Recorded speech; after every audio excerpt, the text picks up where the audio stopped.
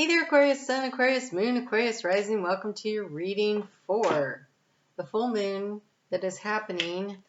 We get two. Interesting. The full moon that is happening in Virgo. It's happening at 7:40 a.m. Eastern Time Zone in the U.S. I did put a chart calculator in the description box below because it could be happening for you on the 7th or the 8th of March.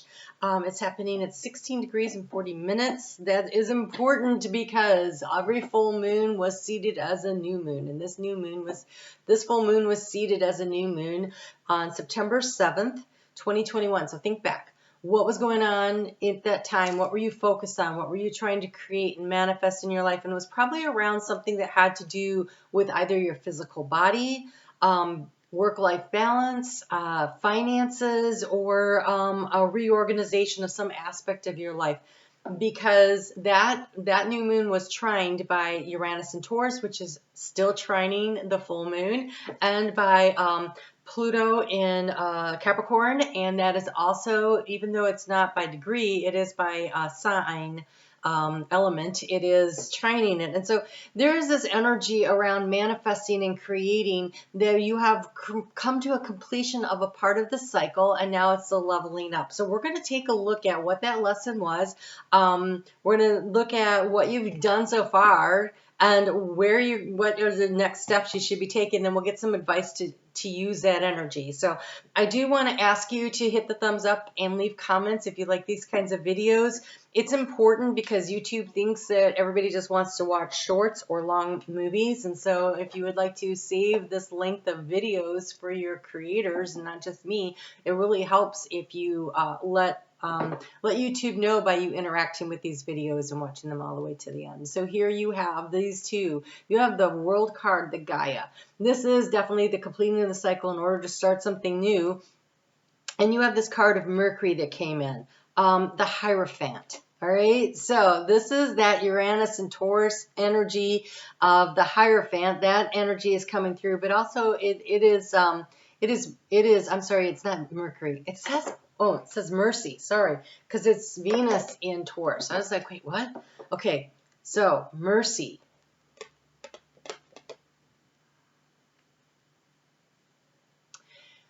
This is about learning the kindness and the compassion for yourself and for others. So this has been this because Taurus energy would square your energy. This energy is definitely, wow, about figuring out how to, as you complete a cycle, how to look back at the lessons and the knowledge gained along the way in a way that is kind. You're kind to yourself for going through the process, and you're kind to others who have somehow affected this process. There's a lot of wisdom that comes through with this. Also, it feels like Pluto is really important here because Pluto in just a couple weeks is going to be entering into your sign. And so that is the big deconstruction in order to reconstruct something. He's been, the last 15 years or so over there in Capricorn, deconstructing all these systems and in governments and businesses and stuff like that. And now he's moving into information and technology and the collective good. And so this Mercy card coming in here was about learning that as things fall apart and you see that everything was not as it was pretended to be, that there is a need to still be kind to yourself and to others for the choices and the decisions that you've made along the way. So you have here the Spirit Whisperer and the Swan Queen. Transformation, intuition, and patience with divine guidance and higher knowing. This Hierophant is definitely about higher knowing. It is divine knowing, right? It's without judgment. It's without judgment. It is with kindness. It is with the compassion. It's like, I see the situation as it is. I may or may not like the situation. I may choose to make decision to change things, but I am not going to judge harshly how we got here. I'm going to start from where we are and move forward. And so it's that higher knowledge that seeing the bigger picture of understanding that everything is an evolution and we keep moving this transformation. And so having patience for yourself and having patience for the process are things that you should have been learning along the way. These are the things that it helps to recognize them and to develop further in the next cycle of this, right? Gaia is always at the end of the situation. So we have the Saturn energy that comes with Gaia here. And so, again, for the past, 2-3 years, Saturn's been in your sign. Got there in 2020, March 2020, so 3 years. And so this big structural change that's been going on within you. Now Saturn at the time of this full moon moves into Pisces, where it starts to develop structures around dreams and goals, while there are going to be new dreams and goals. They're kind of out there, and you have, Pluto moving into your sign to deconstruct old ways of thinking and interacting and networking. So wow, you have so much here. So where do you go from here? It is about accepting. This is where we are, because you have the card of the rock bottom. You have the card of the rock bottom, but it comes with the golden palace. This is where we are. I don't like necessarily how we got here or what we're, all the steps and the stages along the way, but here's where we are. Rock bottom. Aquarius moving into Pluto, deconstructing from the beginning something. We're at the bottom. Let's take this apart bit by bit. And we're going to take all these stones in the quarry, right, the rock bottom, and we're going to reconstruct it into this golden palace. And you have the card in between here of the card of the movement. And so this is how do we move from the rock bottom to the golden palace. That is what is the next step in the stage of the situation. This is what you're working on. It's going to require kindness and compassion. It's going to require patience. It's going to be allowing for this transformation from a higher vantage point, seeing the big picture and understanding that you play a part and a role in it. And part of that is not to judge the situation, but to take the action that moves whatever it is from the lower realms to the golden palace.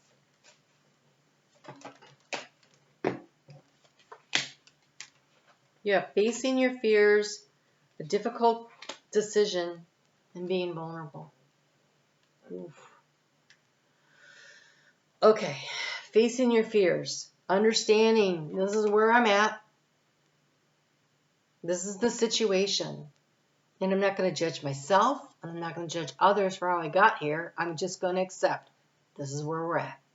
This is what, whether this has to do with a relationship, with your financial situation, with something, in your career sector, whatever this is, it's big, and it's something that can be manifested through physical work because it is earthy, right? It's Virgo, full moon, trine by Uranus, which rules your sign, co-rules it with Saturn, in an earth sign of Taurus, Gaia, right here. So it is around financial. It is around maybe structures around the home. It's very foundational. It's foundational. So it could be family matters. It's foundational. It is, and it could be career. How do you make money? Like how do you manifest and create more for yourself? And so here's where you are. This is your situation. So this is like having to look at it really clear-eyed, right? Okay, this is where I'm at. And it isn't about assigning blame to yourself or others. Like that almost, when you're going through a healing process, sometimes it helps to recognize that those that you have blamed in the past were just doing the best they could, and it may not have been what you would have preferred. It may have felt very inadequate. It may have created more problems along the way than you think that you should have probably had to go through. It doesn't matter whether you're talking about yourself or someone else, right? But assigning blame generally just means I'm busy assigning blame and I'm not actually doing anything. And People have asked me, do you do past life regression? And I do not. I am not interested in that. I am aware that all time happens at the same time, so it really doesn't frickin' matter anyways. I have done some healing by, there's a situation and they're like, oh, well, let's go into this timeline and look at it. And it does bring a little clarity, but it doesn't really change anything. You know, all it does is tell me what I already know, is that area of my life is jacked up. And knowing why sometimes helps, but not much. Because it doesn't matter how I got to where I am right now. What matters is I'm here. What do I do now? What are my next steps? What am I going to do? And it does help to go back and say, I did this, I did that, that didn't work. This did, but not as well as I liked. How can I tweak it? That's useful. Okay, that kind of stuff is useful, but you have to do that without judgment. It's not about it was good, it was bad, it was stupid, I shouldn't. No, you did the best you could. They did the best they could. Everybody's doing the best they can based on their knowledge and their information at the time.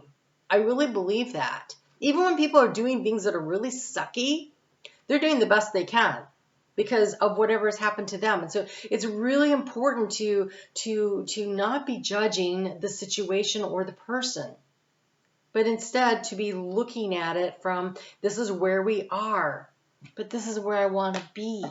This is what I'm seeking, is this golden palace. So how do I get there from here? What are the next best steps to take? You have to face your fear. You can stay here on the bottom, and there's two paths up out of it, and you can sit there in indecision because you're afraid of making a mistake and sliding back. That's the difficult decision. Which path? You're never off your path. They just come with different forms of the lesson. Because I think you learn the same lessons no matter which way you go. I don't think you get out of the lessons. That's what you came here to learn. I don't think it's about the path. I think it's about the attitude. Do you choose to trust that Spirit's got your back and you're in flow and you're going to get there? It's a matter of trusting in divine mercy, your divine mercy and others, and the divine's mercy that they've got your back. If you can trust the process. And so being willing to be open and vulnerable, to have the beginner's mindset. This is where I'm at. This is where I want to go. What's my next step?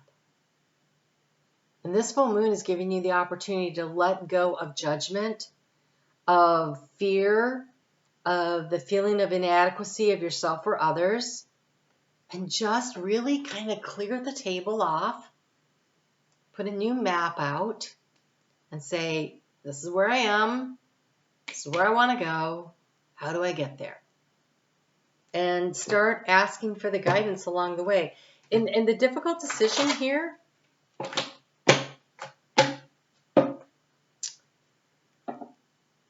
which option feels like joy? Because if you pick joy, if you pick love, if you pick happiness, you're always moving in the right direction. And if you let that be the compass that guides you, you're still going to experience the lessons, but you're going to experience them in a different way. You're still going to learn. You're still going to grow. Just sometimes it's a little easier. Wow, you have Archangel Gabriel. So, Archangel Gabriel is the messenger of creativity and hope. He's also the strength of God. Gabriel means the strength of God. And so, when I say the Spirit has your back and you're not in this alone, work with Archangel Gabriel. I gotta say, the last set of readings I was able to do before the storm, Archangel Gabriel was there for those. So if you haven't checked that one out, I know that it's like a week old, but since he's showing up here, I feel like it might be appropriate for you, that there might be something in there for you. You have here the card of resilience. Rise above the tribulation. Rise above the tribulation. It's just stuff that happened, whatever. What did you learn? How can you apply that wisdom? I feel like this right here, this messenger for creativity and hope, is this mercy, this divine love that comes through. Really interesting reading, Aquarius. Look,